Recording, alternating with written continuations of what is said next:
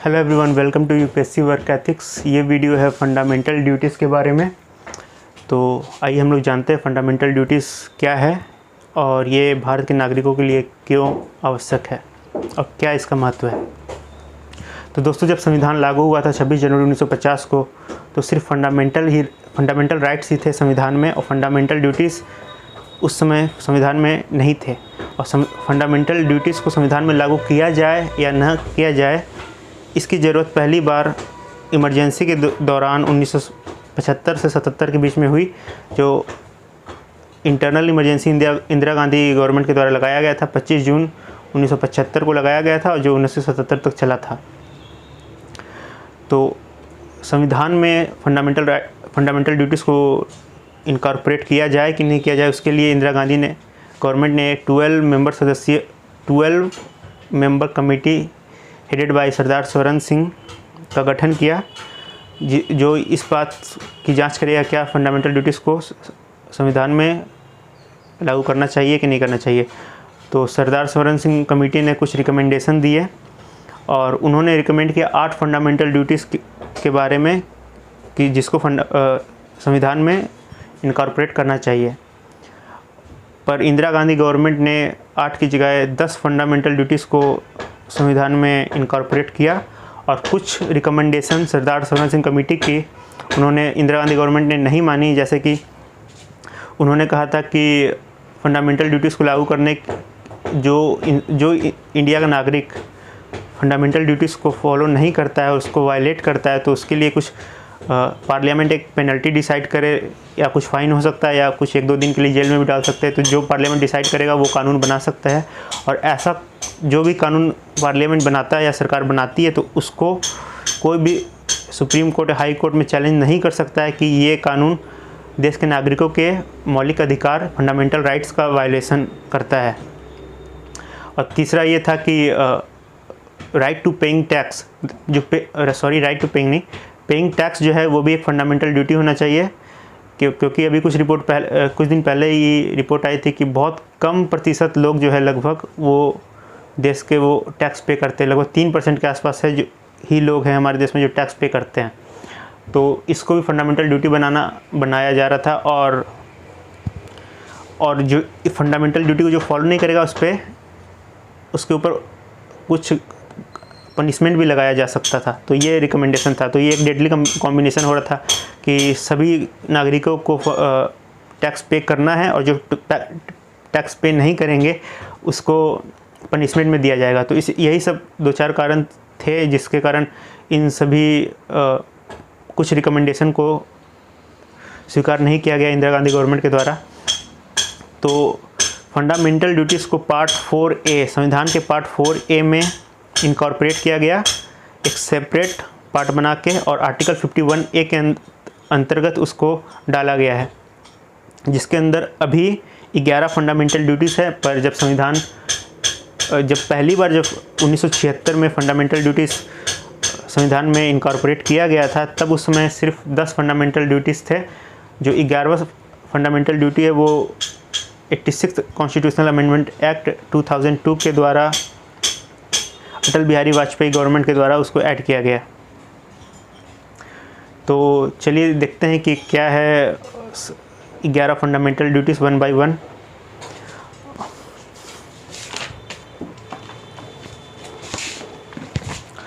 First, article 51A कहता है, it shall be the duty of every citizen of India. ये हर भारत के नागरिक का ड्यूटीज़ है कि नंबर 1 है to abide by the constitution and respect its ideals and institution, the national flag and the national anthem.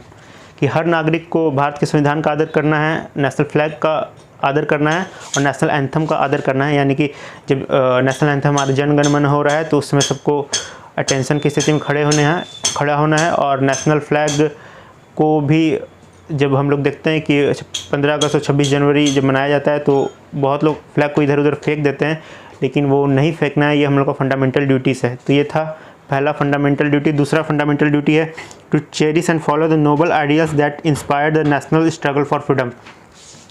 तो जैसा कि हम लोग जानते हैं कि हमारा देश 200 साल से भी अधिक अंग्रेज़ों का गुलाम रहा था। तो आज़ादी पाने के लिए हमारे फ्रीडम फाइटर्स को बहुत ही जद्दोजहद करनी पड़ी थी, कईयों ने जान गंवाए थे। तो वो जो नोबल आइडियल्स हैं फ्रीडम के, हमारे जो आज़ादी को पाने में कुछ हमने बात सीखी है, तो उस आइडियल्स को क्या करना है, फॉलो करना है, उसको रिस्पेक्ट देना है और उसको चेरिश करना है। तो ये दूसरा फंडामेंटल ड्यूटी है। तीसरा है to uphold and protect the sovereignty, unity and integrity of India. हमारे देश की सॉवरेनिटी मतलब कि संप्रभुत्वता, यूनिटी एकता और इंटीग्रिटी की, इंटीग्रिटी भी होती है ईमानदारी, और वो बनाए रखना है ताकि में हम लोग को मदद करना, यानी कि एक दूसरे से लड़ना नहीं है, किसी दूसरे देश से कुछ देश के खिलाफ जाके मदद नहीं ले लेना है वगैरह वगैरह, इस टाइप का जो चीज़ है इसमें आएगा। और डी है to defend the country and render national service when called upon to do so, कि नेशनल सर्विस के लिए कभी बुलाया जाए तो आपको आगे आना होगा और आना है, और आपको देश की सेवा के लिए अगर बॉर्डर पे भी जाना पड़े बॉर्डर पे भी जाना है। और तो ये भी हमारा एक फंडामेंटल ड्यूटी है, जो कि फोर्थ फंडामेंटल ड्यूटी है। जैसे कि मान लीजिए कि 1962 के चाइना युद्ध में भी बहुत हमारे सोल्जर्स की जान गई थी, बहुत हमारे वीर सोल्जर्स जो शहीद हुए थे। तो उस समय भी जो जनता है, आम जनता, उसके द्वारा उनसे मदद मांगा गया था। तो अगर भविष्य में भी ऐसा स्थिति बनता है, हम लोग नहीं चाहेंगे ऐसा स्थिति बने, लेकिन अगर बनता है तो ये हम लोग को फंडामेंटल ड्यूटी है कि आए और अपनी मातृभूमि की रक्षा करें, ये हमारा फंडामेंटल ड्यूटी है। और पांचवा फंडामेंटल ड्यूटी है to promote harmony and spirit of common brotherhood amongst all the people of India, transcending religion, linguistic and regional or sectional diversities, and to renounce practices derogatory to the dignity of women। हम लोग क्या करना है, harmony, देश के लोगों के बीच में हारमोनी बढ़ाना है, भाईचारा बढ़ाना है, और ऐसी कोई भी काम नहीं करना है जो स्त्रियों के जो इज्जत के खिलाफ हो और उनको जो नीचा दिखाया। जैसे सभी लोगों को बराबर का दर्जा देना है, जात पात से, रिलीजन वगैरह, धर्म जो है सब से परे हटकर, ये था। और एफ है to value and preserve the rich heritage of the country's composite culture. जो हम लोग का कल्चर, हमारे देश का जो सांस्कृतिक धरोहर है, जो 2000 साल से भी अधिक या 5000 साल से भी अधिक जो हमारे देश का जो सनातन धर्म है और जो कल्चर है, उसको क्या करना है, उसकी इज्जत करनी है, उसको प्रिजर्व करना है। और जी है to protect and improve the natural environment including forest, lakes, rivers and wildlife, to have compassion for living creatures. क्या जो नेचुरल एनवायरनमेंट है, फॉरेस्ट है, रिवर्स है, लेक्स वगैरह है, इसको क्या करना, प्रोटेक्ट करना है, इसको क्षति नुकसान नहीं पहुंचाना है। जैसे कि अभी भी हो रहा है कि हमारे रिवर्स जो नमामि गंगे प्रोग्राम चल रहा है, उसको रिवर क्लीनिंग का कार्यक्रम चल रहा है, क्योंकि बहुत सारा जो हमारे देश का रिवर है वो गंदा हो गया है, और हम लोग फॉरेस्ट को भी बहुत तेज़ी से काट रहे हैं, जिसके कारण ग्लोबल वार्मिंग जैसी समस्या का हम लोग को सामना करना पड़ रहा है। तो ये सब नहीं करना है। हमारे इंसानों के साथ साथ जो जंगलों में रहते हैं जीव जंतु जो वन्य जीव है और जो वन है, उन सभी की रक्षा करना है, उन सभी को संरक्षित रखना है। ये हमारा क्या है, एक फंडामेंटल ड्यूटीज़ है। और जो आठवां फंडामेंटल ड्यूटी है to develop scientific temper, humanism and the spirit of inquiry and reform. तो ये फंडामेंटल ड्यूटी है टू डेवलप साइंटिफिक टेम्पर, मतलब कि कुछ भी हो तो उसमें किसके पीछे क्या कारण है वो सोचना है। ह्यूमैनिज्म और स्पिरिट ऑफ इंक्वायरी, कि पूछ लो कि अगर कोई आपसे, आप गए नगर पालिका में कुछ आवासीय प्रमाण पत्र बनाने, आपसे कोई 100 रुपये मांग लिए, तो आपको पूछना है कि हाँ किस लिए, क्या है, इसके पीछे क्या कोई चार्ज वगैरह लगता है। तो ये है स्पिरिट ऑफ इंक्वायरी। और ह्यूमैनिज्म मतलब मानवता का भाव रखना है, ऐसा नहीं कि रोड पे कुत्ता जा रहा है तो ढेला उठा के मार दिए। और साइंटिफिक टेम्पर, लेकिन जो साइंटिफिक टेम्पर वाला जो बात है, उसी कारण इंदिरा गांधी ने वो जो फंडामेंटल ड्यूटीज़ को लीगली लागू करने वाला और जो उसको कानून बनाने वाला बात था, उस पे वो राज़ी नहीं हुई। सरदार सोरेन सिंह कमेटी के रिकमेंडेशन थे, जैसे क्योंकि उसको, इंदिरा गांधी को पता था कि भविष्य में उनका एक पोता होने वाला है और साइंटिफिक टेम्पर को एक फंडामेंटल ड्यूटी होगा, और उसको अगर कंपलसरी कर दिया जाए तो फिर भविष्य में उनको दिक्कत हो सकती है। तो यही कुछ कारण रहा होगा कि उसने इस चीज़ को कंपलसरी नहीं किया।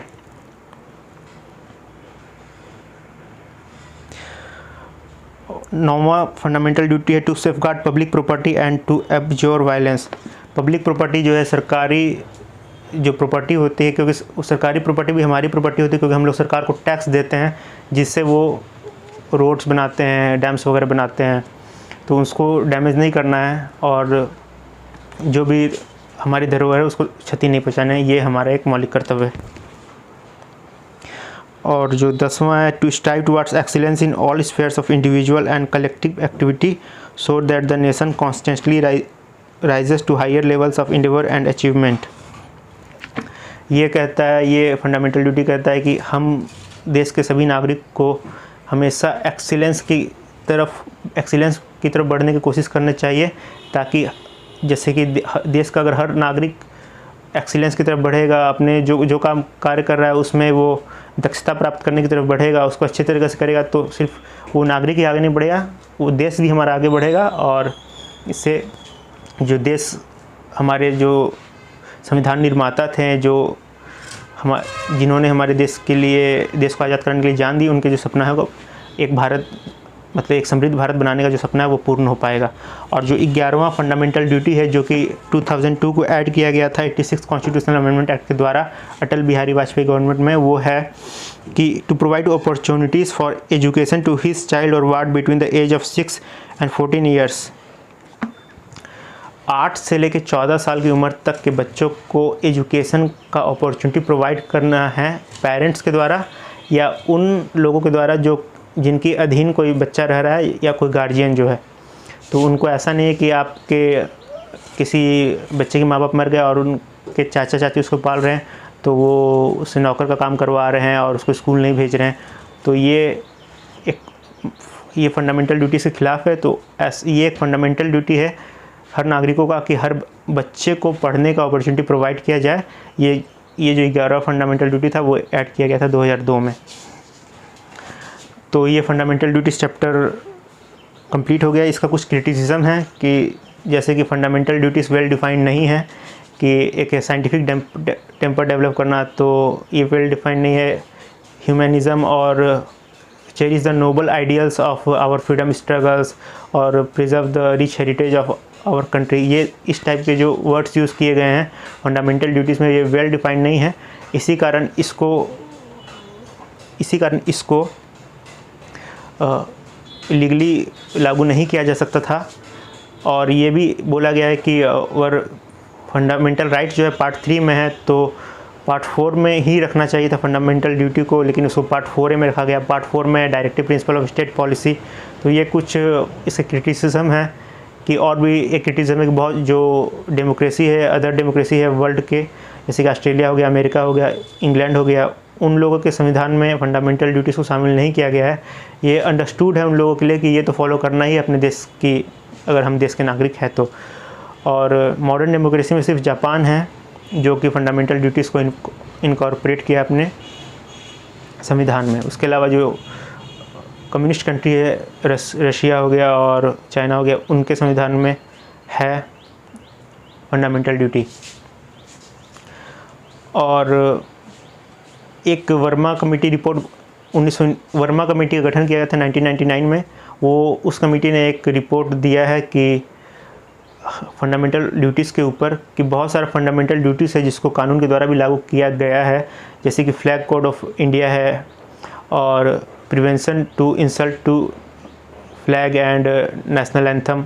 ये है कि जैसे कि ये कानून है कि कोई फ्लैग को पहन नहीं सकता है कपड़े के तौर पे अगर उसमें तीनों कलर और वो अशोक चक्र हो, और नेशनल एंथम के टाइम पे हम लोग खड़ा होना, ये भी एक रूल है। तो उसमें अगर कोई नहीं खड़ा हो तो उसको भी दंडित किया जाएगा। एक UAPA कानून है, अनलॉफुल एक्टिविटी प्रिवेंशन एक्ट, तो वो भी अगर कोई लोग कुछ गड़बड़ करते हैं तो उसको भी सज़ा होती है। और रिप्रेजेंटेशन ऑफ पीपल एक्ट है कि वो बताता है कि एक राजनेता का या एक उम्मीदवार जो चुनाव में लड़ रहा है उसका कैसा आचरण होना चाहिए वो अगर चुनाव लड़ रहा है तो इस प्रकार बहुत सारे कानून के द्वारा फंडामेंटल ड्यूटीज़ को लागू भी किया गया है।